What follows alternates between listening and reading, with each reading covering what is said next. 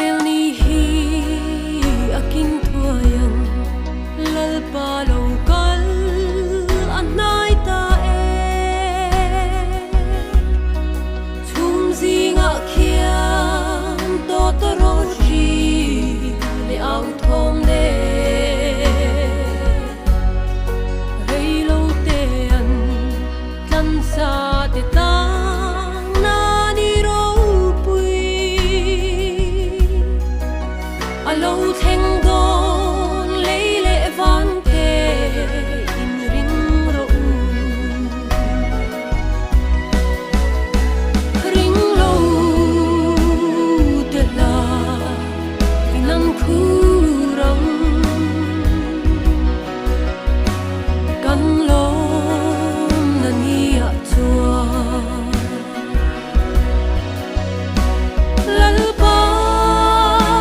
nge chu au thom le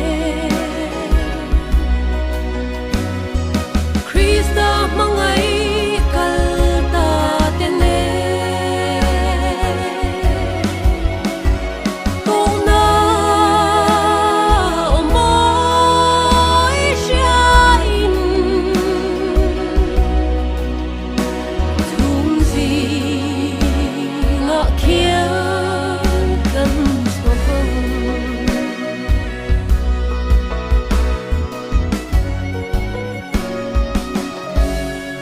chop le rumin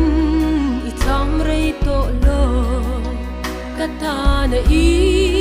tor na zong te Siat ring la mai chama rim tui in na theng ta sarun ros par ling zing a rim tui leng vel chua ram tin kil tin